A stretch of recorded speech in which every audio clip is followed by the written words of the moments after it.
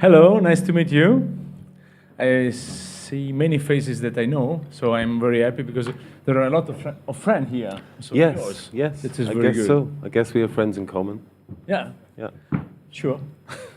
This is very nice because I just choose you, but in not in direct way because I have a friend that introduced your work to me and say this is the right person that you must to meet in London. This is very interesting. The Italian writer, right? What's his name? It's Gianluigi Recuperati. That is a writer in Italy. Also, is a poet. So maybe that's he love your work because you are a poet. Yeah. So, because I'm Italian, and always when we have a discussion, we're talking about food or holidays. Or sex or cars. Yes, but that's the second step. Italian. The first time that After I miss, dinner. yes, after some drinks we started talking about Okay. sex. So, for have a more comfortable talk, I'm starting with We some have food. Oh, Yeah. good. Okay. This is a croissant. It's one of my favorite story about food. Do you know this? I don't know the history of the design of the croissant. What's the history of the design? What do you know about croissant? What do you think about? Nothing. I'm never awake by breakfast. I'm always...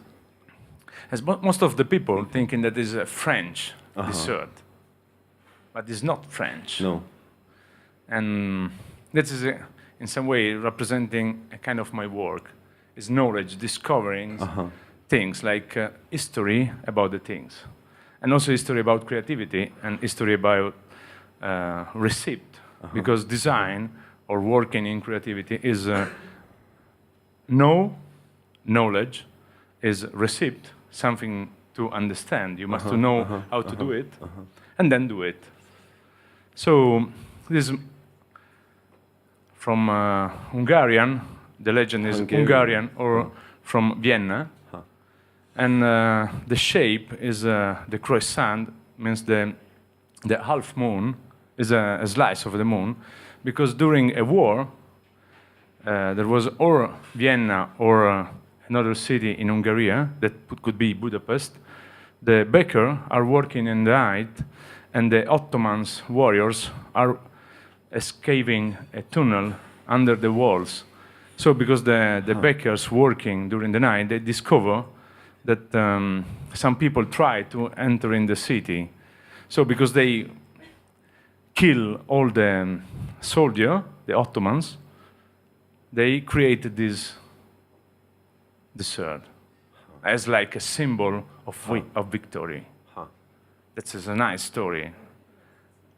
Really so this food in some Islamic place is forbidden. Really? Really. Wow.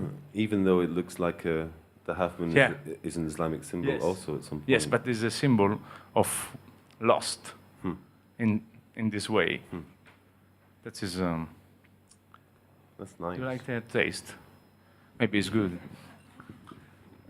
So we look at our notes. We made some notes, didn't we?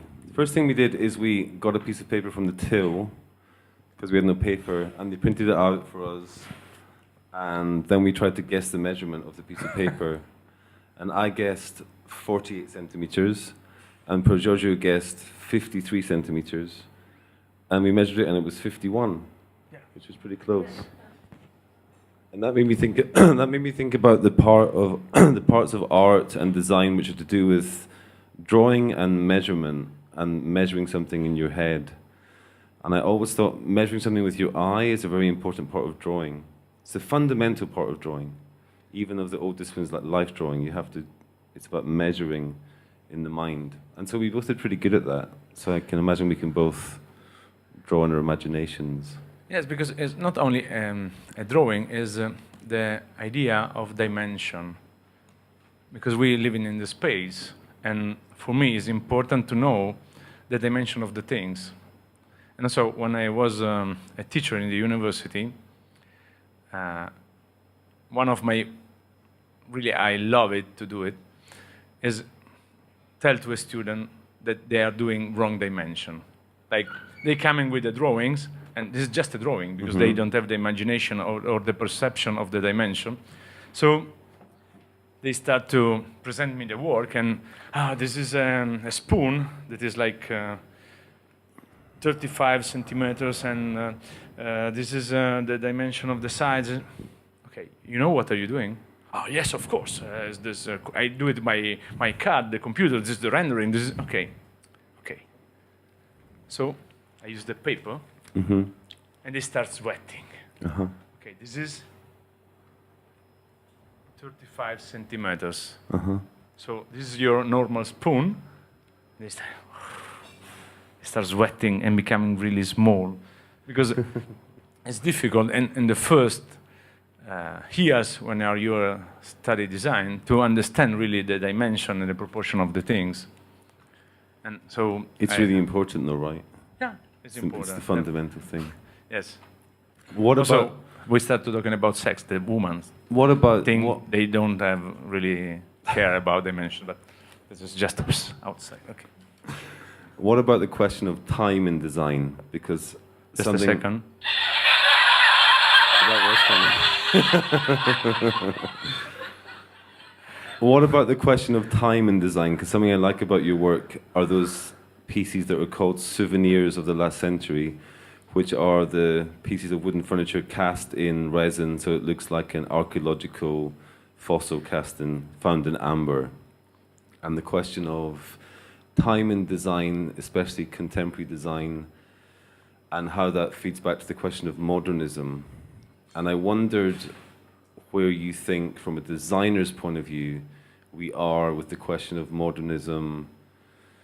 I'm not going to say postmodernism, because I think my perspective on that question is that we thought for a period we might be in a period of postmodernism, but we might be waking up at the beginning of the 21st century, discovering that we're back in a period before modernism, where modernism is still a very long way ahead of us as an ambition, a period where the world is again completely in trouble because of medieval religions, a place where we have a kind of ecological crisis that undermines our ideas of progress in design and industry. And I wonder where you think we are versus the question of modernism, and what happened to that idea for us at the beginning of the new century.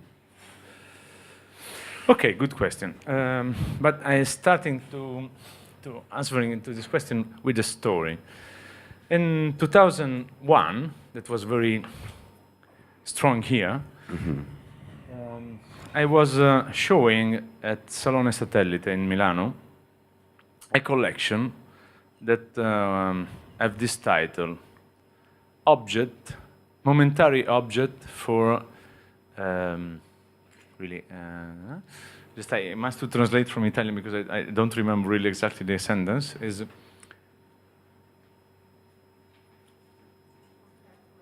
okay. Was momentary object for temporary desire. Momentary object for temporary desire. Yeah. So for me, it was a kind of work that talking about consumism. So I try to understand what could be the limit in the consumism, and I do a collection of objects in ice. So this collection representing the limits, so for the consumer to buy and have time to buy another one the day after because the object disappear. And so this is my reflection about the consumism in design. So I'm showing in a fair, in a commercial fair, a project of furniture that disappear in one day, because I don't want to do this. That is one of the reasons that I stopped to be product designer around 2006 for becoming maybe functional artist. That could be the only definition that I find very that's representing me, because in some way, okay, I do furniture. Also, I have studied to creating furniture, and because I don't want to create, because we have finished the era of the mass production, because we don't need it anymore. We need maybe question, to reflect on the things. That is also the things that I love in your work, because you buying space, commercial, for tell to the people story about what we are doing. Most of the things are about our life, not about product or selling. That is not commercial work. That is not the side. That is not the point. We are researching about things. It's supposed to feel how it feels. It's supposed to say how it feels to live on the inside, you know, how it feels in our hearts to live at this point in, let's say, late capitalism, how that feels in your heart as opposed to how it feels on the surface, I suppose, when I do that. And I wondered about the discipline then. I had a question, which was, if you think of architecture and design, and you think of this point in history where, let's say, we reach mass, the height of production and consumption, and we know that the other side of the curve is a decline of resources. And we know that the other side of the curve is probably a decline of wealth globally in terms of, you know, the resources being used. Do you think there'll ever be a time where architects and designers don't make new buildings? They just become the curators or caretakers of existing buildings? Is there a point where making new buildings will become ridiculous? Yes, in some way could be, but in the other hand, I'm positive. Okay, really, it's difficult to be positive in this time, because we see every day some people that try to cutting edge, and also we have not very good signal about there is a very strong healthy problem about like Ebola virus, and we are not in a positive way. But I think that we are in a positive moment, because we know that we can do something for changing, and also is in some way creating is good. In the other hand, we must to invest in research, because now we are able to use technology for creating things that are sustainable, that could save the people, that could make more food. So if you want to see only the dark side, okay, you can say, fuck, we are in a very hard moment. Yeah. All the people want to stop to creating. No, I think that we must to keep these days as a signal that is a moment to change. All the signal is stop to thinking about fucking religion, stop to think about fighting together. We must to collaborate. If you're reading, like yesterday, there was an article about Ebola, and some companies say, we don't have time to develop a new antivirus. Fuck, because you don't collaborate together. If all the companies collaborate to create an antivirus, they can do it. But there is a commercial purpose about, so they don't want to really collaborate. It's just who win the table with the money. But if they thinking, okay, we would like to save, we can do it. Now we are, I think, I am a balance as a sign, as a zodiac. And I think, okay, there is the black and there is the white, put it together and please work. Sure. No, of course. We are human. We lost the most important things, that we are human. We also begin a century where we have by far the biggest bank of knowledge we've ever had, and access to technology, and also the knowledge in the group mind is bigger. I wonder, I've always been fascinated by the way the 20th century hijacked Charles Darwin's idea of survival of the fittest and used it to justify Reaganomics, or used it to justify a kind of extreme capitalism. And I wonder if that has to be reviewed, because it's exactly relevant to that question.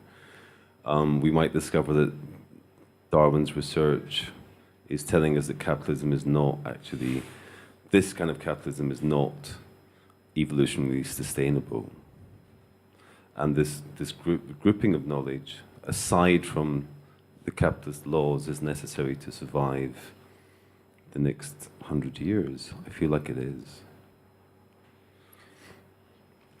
Is that heavy? It's heavy. Yeah, but I'm not really sure about it. Because if we working as the same, like using oil, if we keep it our way of life, that's meaning no keeping like lobby interest is different to keeping human interest. Yeah. So, okay, really, I'm positive anyway.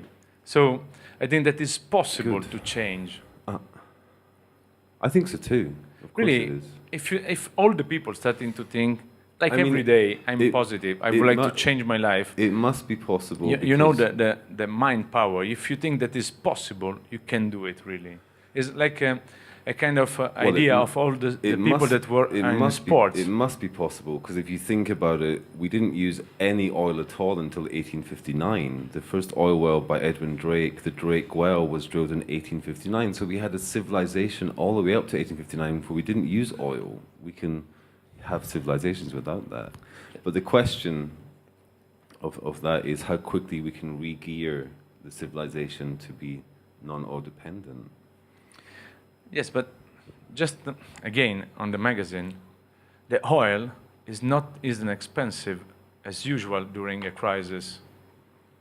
So meaning that we are going in another era, because usually the oil growing up every crisis around the Middle East area, and most of the car now use less oil than before. True. And we are going to the electric era. And okay, Italy is like not the most technology place in the world, but now we are starting to have some energy station to feed the car, and start to have the electricity power plug for the car. So it means that we are in the era of changing. We are just starting. And I'm quite positive. Okay, it's difficult to be positive, but I am positive. Other questions? Yeah. In terms of Italy and being Italian and from Torino, I was going to ask you, why are Italians good with furniture? Why? Why are Italians good at making furniture? History. And I was going to ask you, do you think Torino really is the secret European seat of black magic? Excuse me? Are the gates of hell in Torino, or is that just a rumor? Okay, so 3 questions. Okay. First, Italian do it well furniture because also the French are famous for that because it is an historical point. We have 2 of the strongest family, real family, that have like 1,000 years of history, and the real family spend fortune and have incredible residency, incredible furniture. So in Turin, in the past, we have incredible craftsmen that create incredible objects like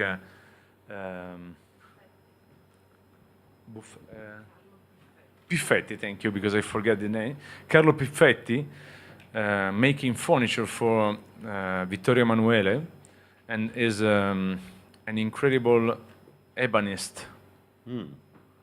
And if you're coming in Turin, you can see in the real palace this incredible console or tables that are in ivory or so there is an history of craftsmanship very strong. That's the first. Second, Turin is famous about magic because again it's a historical question, historical tradition of Black City. So you can find sign around the city, symbol and secret passage, secret place where things happen close to the darkness, from like Celtic history after to the Romans and after. Yeah, I never knew it had a Celtic history. I never knew it had a pre-Roman history. Torino, it's really interesting. That's So you must fascinating. to come in next time, and there is a nice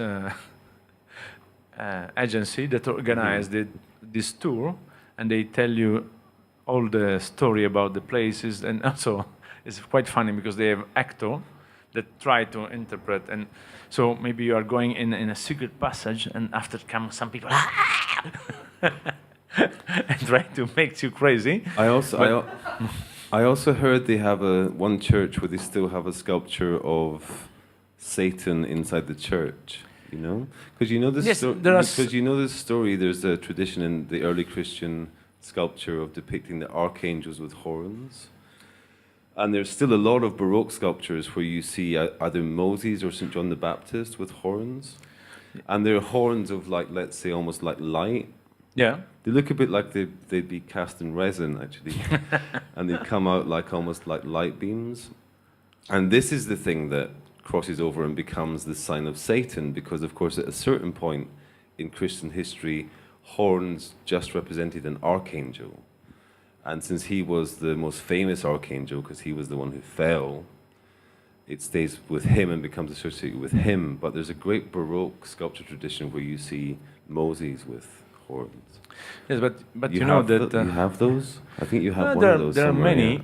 but maybe you know, of course, that Christians is the religion that try to get all the symbol for all the others, and because it's connected to the Romans. Also, the Romans have the same way to conquest the people. Like they keeps the tradition alive. Yeah. And Integrate also, the symbology. Yes, they keep it and they use it. So in some way, Romans and Christians do it the same.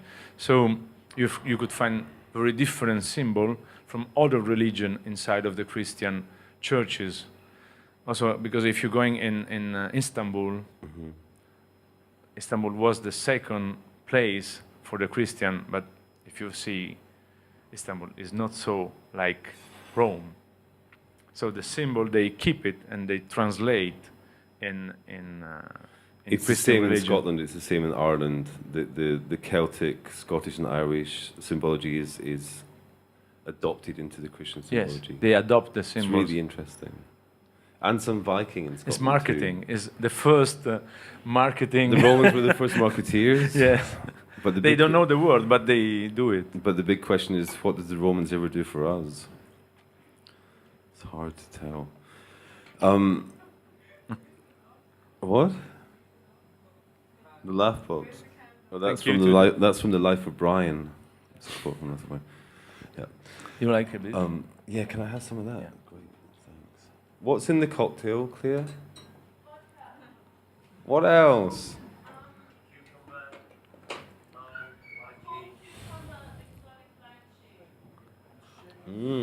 Exotic lychee instead of domestic lychee. Okay, so because I'm Italian, Yes. I come back again to the food Uh-huh. because I would like to.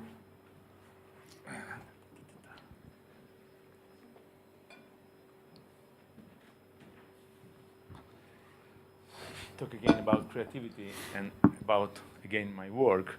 You like an egg? Are they all cooked? Yes, they're cooked. This boil an egg. Should I juggle with all three? Yeah. Because I can drink anymore without Okay. eating something. I need some. But I have gum. Well, some gum to the kettle. There's a surprise inside. Ah, okay. Put it on the top. Ah, And I okay, want to have it perfect. afterwards, so I want to stick it there. No. The story of the Okay. egg. Is this one cooked? Are you going to put this over my head in the end? It's cooked, the other one. Okay. Okay, maybe it's better not trying. Thank you. Why we eat an egg? You ever never tried this one? You know, it's the thing that the Native Americans found the weirdest about us. You know, we ate eggs. You know that story? No, I don't know. So, when there's really horrible British people, the Puritans went to America, Because in England we were happy to have Puritans here, as long as they didn't oppress other people with their Puritan ideas. We said, you guys can stay, but if you want to oppress people, you should probably leave, you know? And then they went to America, and this is documented. Of course, the story is famous. The Native Americans were very nice. They would give you all their land in exchange for beads. They were really accommodating, and they thought the Puritans were nice at first. But the one thing they found really weird is that we ate the seminal fluid of birds. And they couldn't imagine anything as perverse. Yes, someone for US. From America? Yes, there is a girl from Mississippi. 2. Okay. Oh, Madeline and John, yeah. Hi, guys. One from you, okay. What's that? Is that a joke egg? Yeah, I'm joking.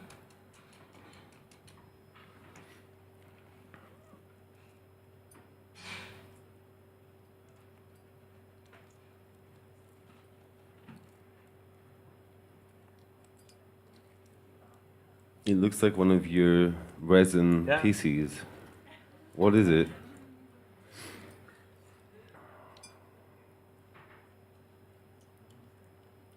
What the fuck is that? It's like Jurassic Someone Park. knows who is it?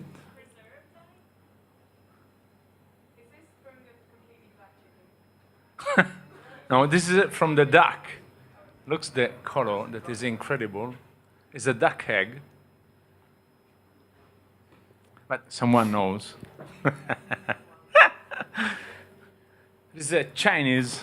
Is it a fossilized duck egg? Century eggs or millennium eggs or yeah. So because I like to, I'm working like this. It looks just like your work. Yes, actually. really. This is my work in some way.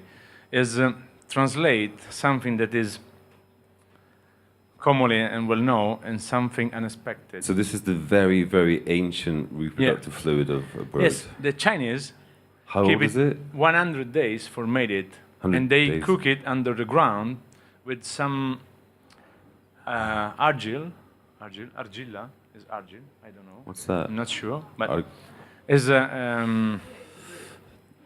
clay. Yes, it's cooked by the clay. So they put it under the clay for 100 days. Yeah, never eat. No. It's fucking no. interesting I'm not going to eat that. because inside it's green. And also the consistency is completely different. And in some way, I love this because the Chinese and the Japanese. You should pass it around for anyone brave enough.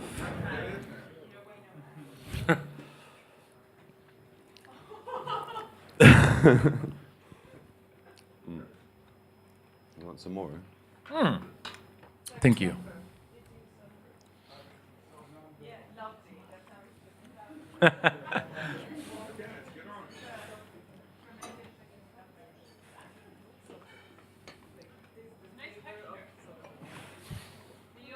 Yes, it's very, and also it's interesting if you put it in a soup, because cooking change and give it to the soup a very interesting taste. Yeah, also it's strong, it's different. Somebody want to taste more?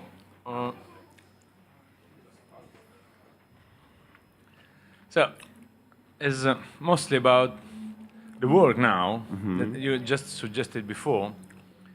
In some way, we don't have many things to invent because most of the things that we use, I'm working on furniture, so I don't need really to create something new because all the typology are well known and well done.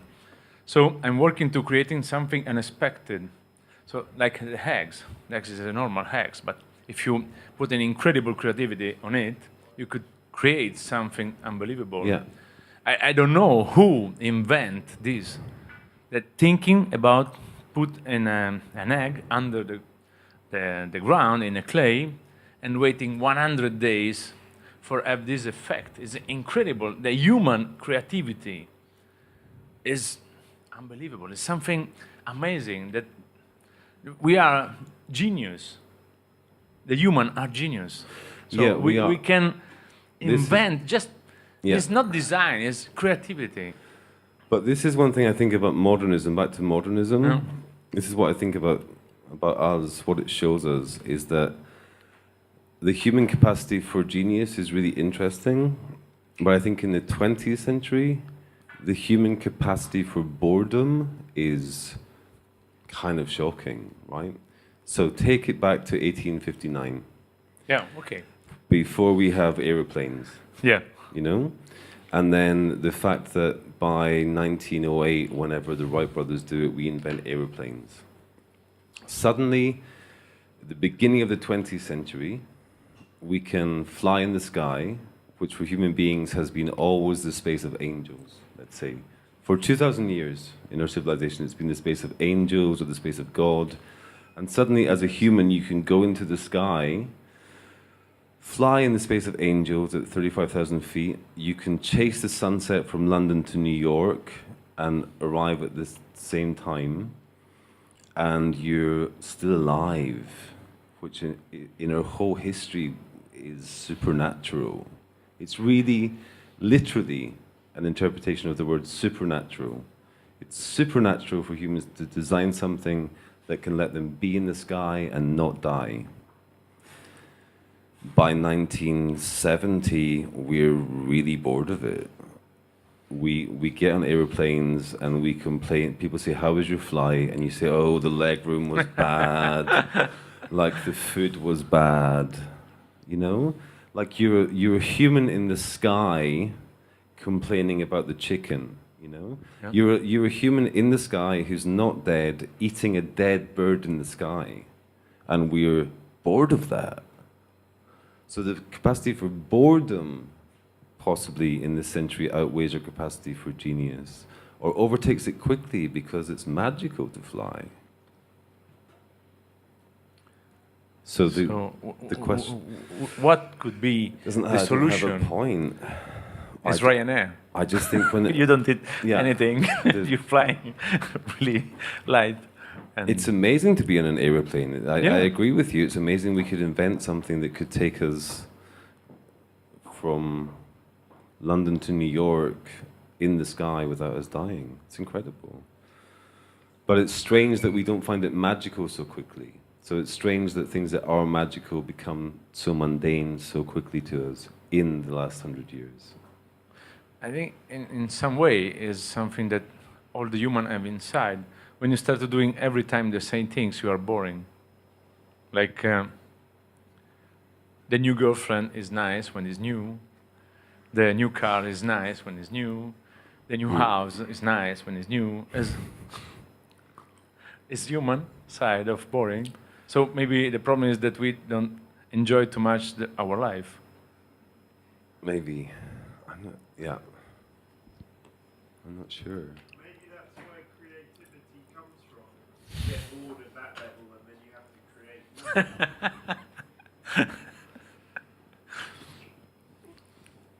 Does anyone have any questions? I think we must to put a new sound for... A new soundtrack? Yes. Okay. It's the sound of the idea, maybe. Oh, I had a question. I had a technical question. The furniture that you put inside the resin blocks in your work, is it found object furniture, or do you make the furniture for the wooden stuff first? As a kind of symbol.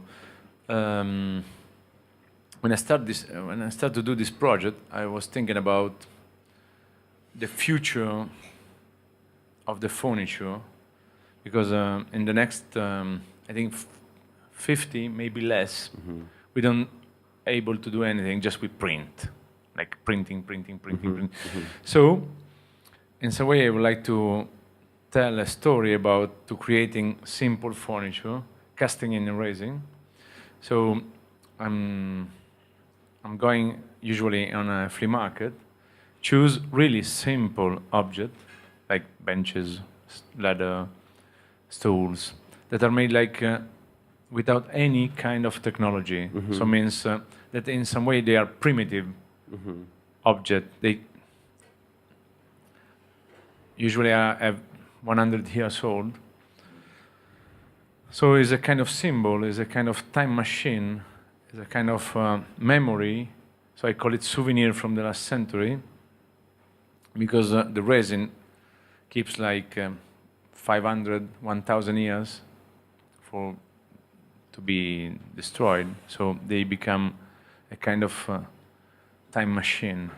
So my benches, my ladder, my stool, going directly in the future. So also they are future fossil. Yeah. And I'm very lucky because I can see them before dying. Because usually the fossil you can see after 1,000 years. So nobody can see the fossil in the future. And I do it fossil. Yeah, I think it's a very melancholic idea, and I think it's an idea of melancholia that most design hasn't had in the modern century. Can we get back? Maybe I can cast my body when Can we I'm get back died. to the question of where we think we are versus the idea of modernism? And maybe we can ask everyone who's here if anyone has any idea, and if anyone knows where we are in history. Like, did we reach modernism already in the 20th century and then we passed it? Or haven't we got to modernism yet?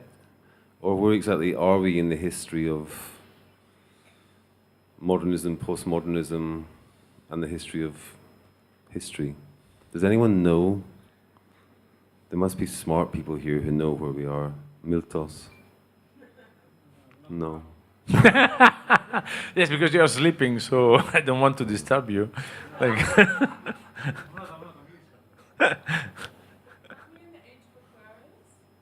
Again, that was 67. That was the summer of 67. That was the great summer that we all missed because we were... it was an amazing song, Summer of '69.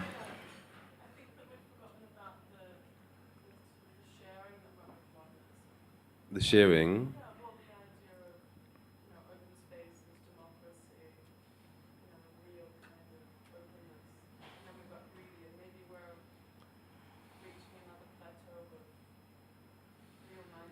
I think we're reaching a point where we realize that those ideals of democracy, education, shared technology, freedom from religion, freedom from the medieval ideas is still something ahead of us, that we still have to, again, work towards as a world, and that actually when Frederick Jameson wrote about postmodernism in the 70s, we were still some way from modernism. I think we're not modern yet.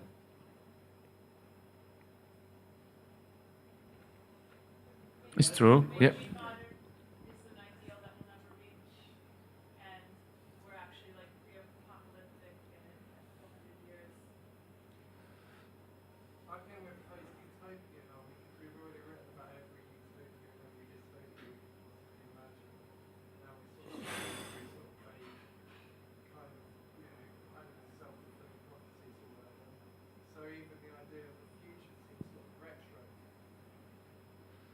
Yeah.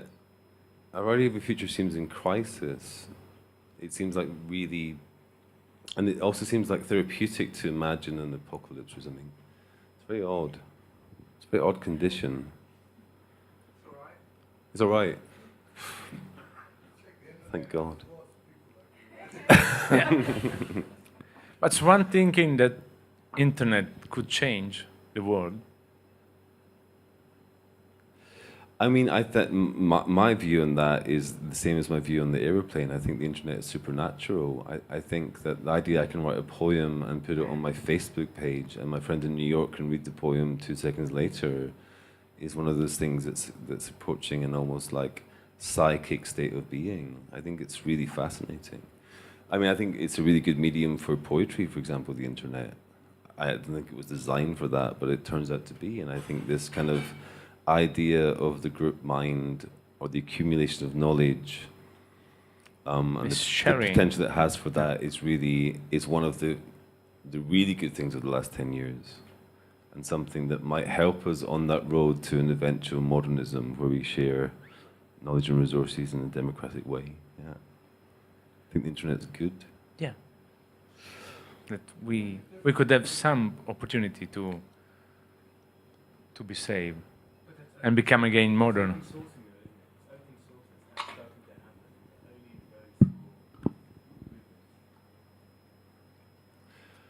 I don't know. The internet seems quite big.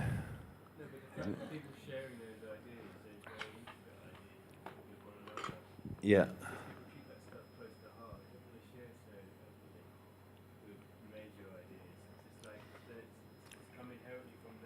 Sure.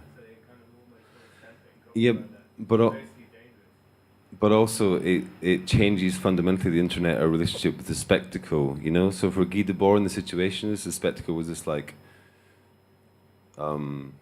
demon of the media and capitalism that, you know, the man, the other, the system. Well, I mean, partly because it was only really companies and governments who had a voice in the spectacle. They were selling you ideas or selling you stuff. The interesting thing about the internet is it turns each of us into a creator of media as well as a consumer of media. So we become both, it's a double-sided thing. We become both innately more part of the spectacle, but we also get to answer back to the spectacle. But the idea that we are broadcasters of information as well as consumers is a really interesting idea. And that could have a really positive effect. A couple of years ago, we had a great old spill. The what, Phil? The big oil spill there. Mm-hmm. Mm-hmm. There was a scientist who was finishing his PhD somewhere in the States, and the silver crisis happening, and the issue evolving in front of him. So he moved basically closer to where the crisis was happening, to the big warehouse space off, and started basically working out how to resolve the issue. And by doing so, he basically sent out this email to everyone, all the different scientists all over that were finishing their colleges, PhDs, and invited them to come to this hangar.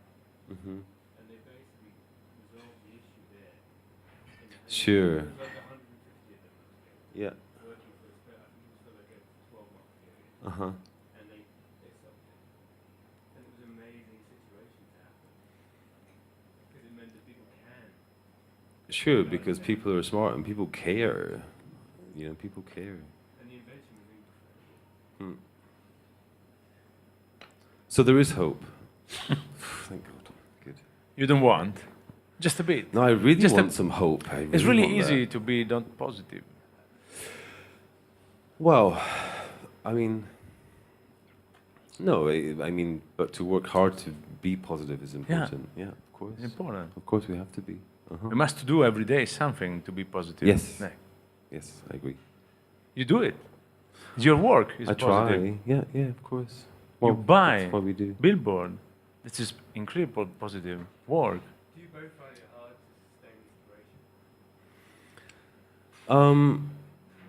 I don't know. I don't know if I believe in inspiration. It sounds like something associated with like the myth of the genius or something. I'm not really sure. I just try and like tell the truth or something, or say what I think, or like I'm not sure inspiration is really that necessary.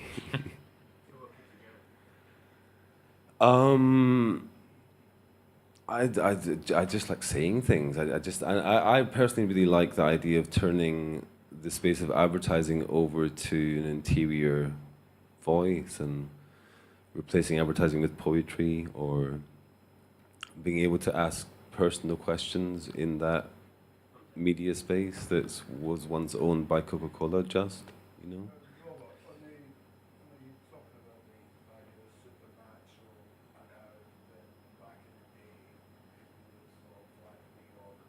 Yeah.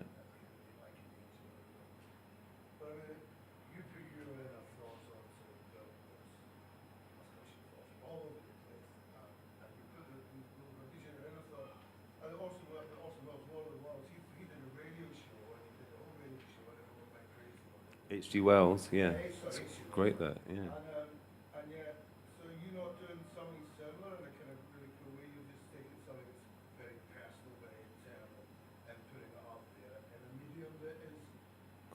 words. It's letters and words, and it's a page. It's a big page. Is that what you're doing? What you're going to do? You can't kid on the aliens are coming. Yeah, because I think no, but I think having like I'm quite thankful that I've got the ability now because I kind of fought for it or something to say like quite personal things in that forum. But I really think it's therapeutic to do that. I think it's therapeutic to talk about like personal, emotional things in public space, really. And hopefully it's a kind of group therapy or something. My work sometimes, but you know, there's so much we're not allowed to say in that context. Like, there's so much we're not allowed to say about ourselves at the jobs we go to, and there's so much we're not allowed to say about, you know, our actual hearts and day-to-day life. That it's as important as possible to.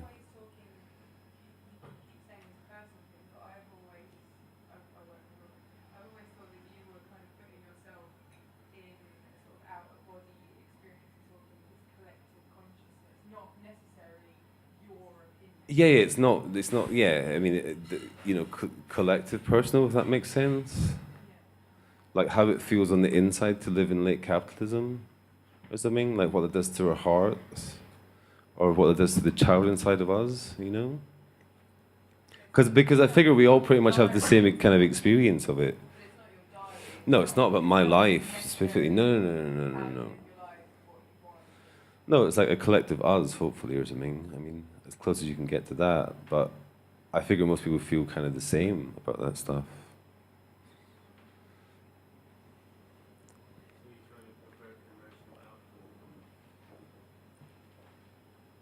I don't know. I don't know. I'm trying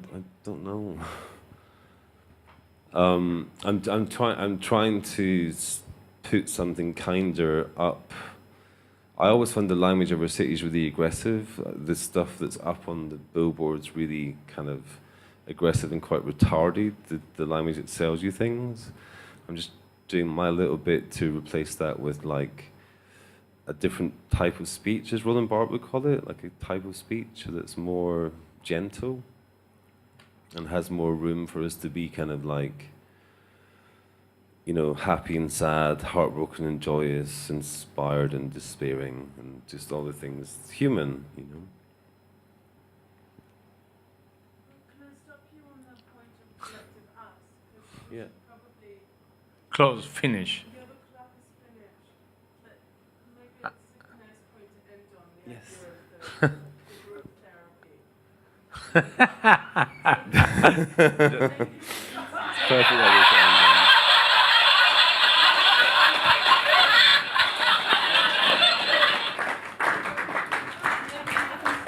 Thank you all for coming. Thank you, thank you. Thank you very, very much. Maybe if you want to stay around, we can continue the conversation. There's croissants and half-eaten eggs, if anyone... Yes, we can share because we are in the era of sharing. That was nice. Thank you for coming. No, thank you.